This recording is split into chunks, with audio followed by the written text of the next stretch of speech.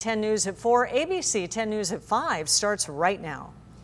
Just days after police served a search warrant at the home of a missing Chula Vista mother, new information is emerging about an illegal cache of weapons reportedly linked to her husband. Plus, Governor Gavin Newsom wants to give 2 out of every 3 California residents $600 in stimulus payments.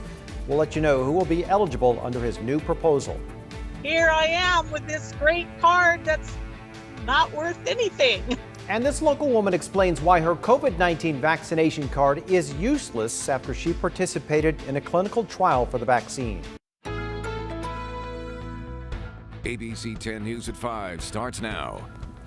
4 months after the disappearance of Chula Vista mother Maya Miliete, new documents show her husband is accused of possessing illegal and unregistered firearms. Good evening, I'm Lindsay Pena. And I'm Steve Atkinson. The gun violence restraining order for Larry Miliete was issued just days before Chula Vista police searched his home on Friday.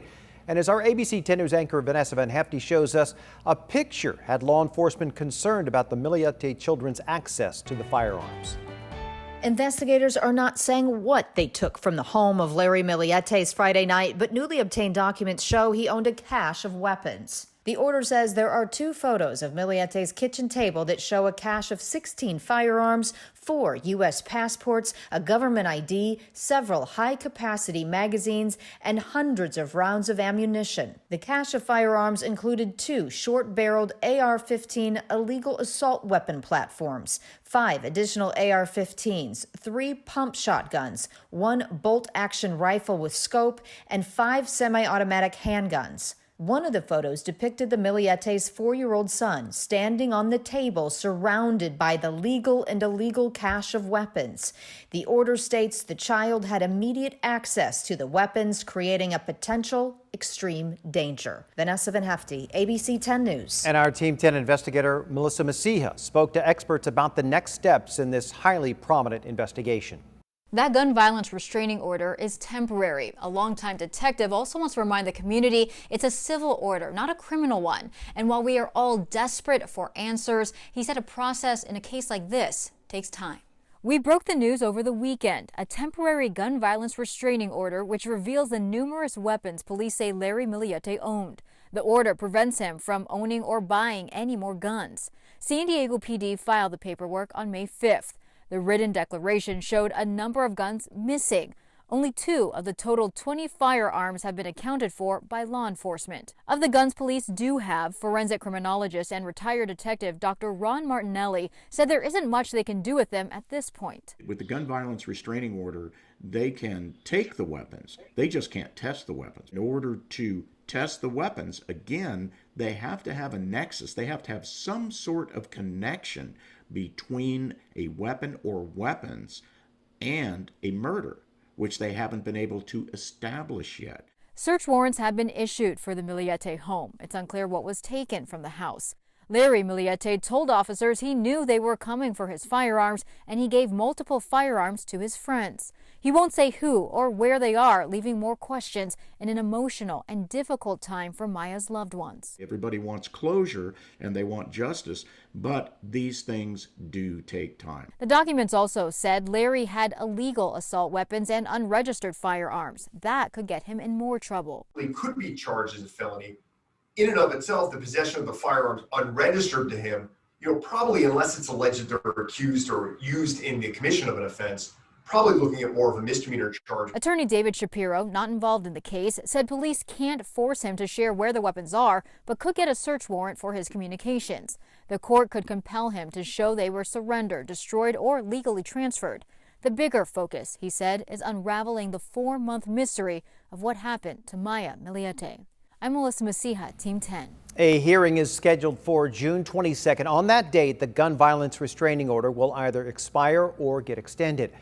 You can keep up with any new developments surrounding this story by downloading our free mobile app. Just go to the App Store and search 10 News.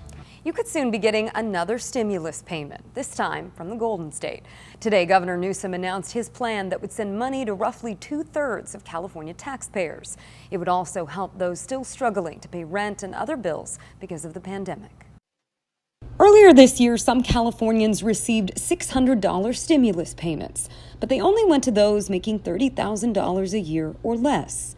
Monday, Governor Gavin Newsom announced his plans to give more money to more people. That tax rebate will impact just shy of 80% of all tax filers will get a direct stimulus check. If approved by the state legislature, the Golden State Stimulus Plan would expand to provide payments to taxpayers making up to $75,000 a year. It would also give an additional $500 to families with kids. Direct stimulus checks going into people's pockets, that direct relief, that's meaningful.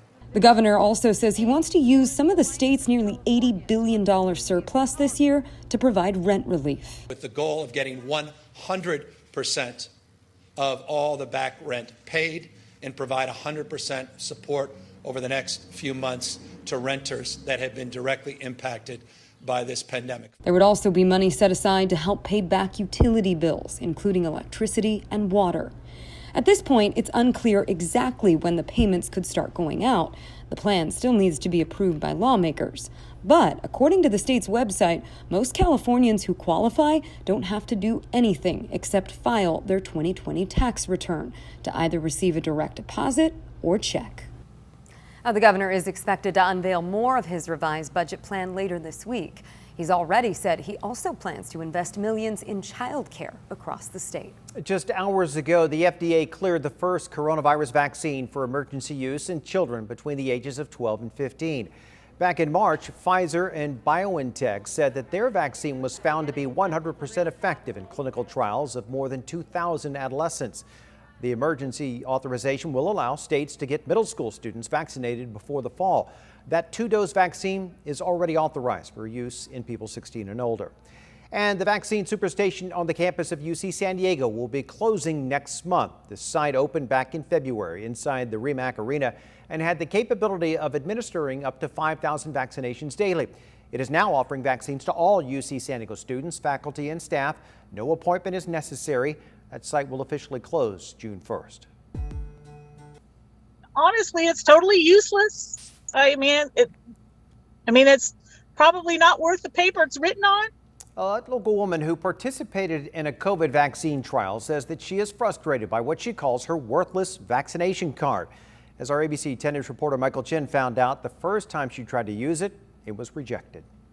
Last year, Carrie Johnson was one of more than 1,600 local residents who signed up for the AstraZeneca COVID vaccine trial. She got 2 doses, one in December and one in January. I wanted to volunteer because I wanted to get back to normal, and I figured I could help. While the vaccine has been approved by the World Health Organization, it has not received approval in the U.S. In early April, the study was unblinded. She learned she did receive the vaccine and was mailed this clinical trial vaccination card a week later.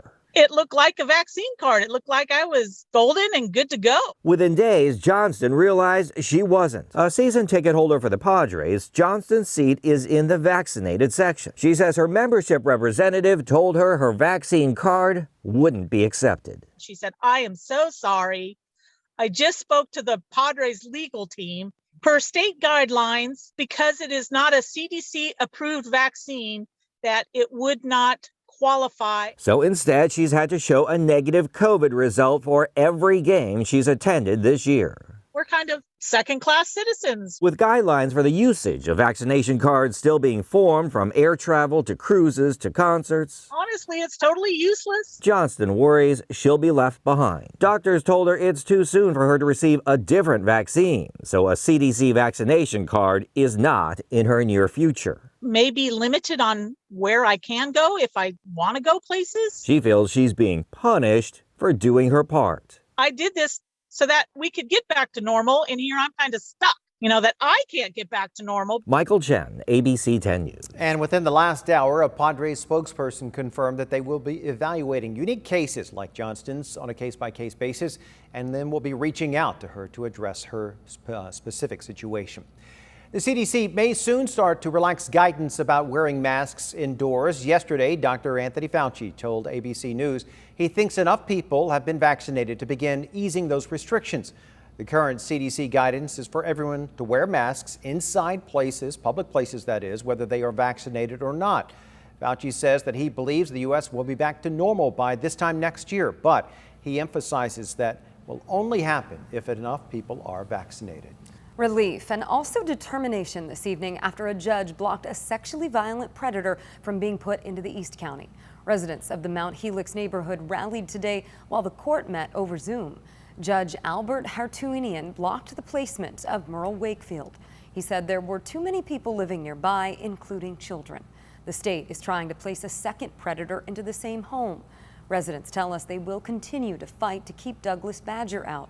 A different judge will make that decision. We've just been tortured through this whole thing. So I'd plead with him to make his decision quickly and swiftly. And obviously I would like for him to look at the judge's decision today. You know, that was the right decision. These men don't belong in a neighborhood full of people and full of children. No word yet when the judge will make a decision on Badger. 2 suspected gang members accused of killing a homeless shelter security guard will stand trial. Ernest Buchanan was on his way back to the Alpha Project in the East Village after a dinner break in 2019. Prosecutors say security video shows Floyd Garrett and Johnny Hill waiting for Buchanan to get back. Then they say they walked up and both fired. Prosecutors say the killing was gang-related but haven't said why Buchanan was targeted. Buchanan was a father of 6. 10 days after a malware attack began crippling Scripps Health, the hospital still will not say whether patient records were compromised. All this week, ABC 10 News is going in depth on the attack impacting hundreds of thousands of San Diegans. Today, a cybersecurity expert tells our ABC 10 News investigative reporter Jennifer Kastner that the biggest potential threat is patient safety, not confidentiality. Monday, growing concerns about just how much damage was done to Scripps Health after a malware attack disrupted its system a week and a half ago. All this consternation about records is a little bit misplaced. Knocking down infrastructure that results in impacts like loss of life, that's a much bigger deal. Expert Mike Hamilton with CI Security is the former head of cybersecurity for the city of Seattle. He told ABC 10 News that if patient records were breached, the impact could be devastating. Monday, a hospital spokesperson would not answer any questions related to the attack and referred us to last week's statement, explaining in part that it has a team working around the clock to fix the issue. But as of now, there is no definite date or time for when the system could be back online. Scripps Health has not said whether patient records were stolen. Hamilton said if such records are stolen from any hospital, the integrity of that information can be manipulated to extort or terrorize. Something that said, I'm allergic to penicillin, don't give me penicillin, it'll kill me. If that gets changed, all of a sudden people can die from, wrong information in health records. And this has always been kind of in the back of everybody's mind what we're worried about. He said patients will need to make sure their providers have updated, accurate health information. Beyond that, there's limited resources for credit concerns. Just the thing that happens all the time. Hey, here's another letter that says they're going to monitor my credit for free and I should take precautions and freeze my credit and credit watch and fraud watch and stuff like that. That is all that can be done. The Scripps outage has prevented patients from accessing their online profiles, but the hospital has said it's still able to deliver care at its facilities using backup processes, and that its urgent cares, emergency departments, and Health Express locations remain open. Jennifer Kastner, ABC 10 News. Israeli airstrikes on Gaza have killed at least 20 people, including 9 children. Today, Hamas militants fired dozens of rockets into Israel, making it one of the bloodiest days of battle in the region. The attacks follow weeks of clashes between Israeli police and Palestinians around a disputed hilltop compound in Jerusalem. The White House said it is keeping an eye on that conflict.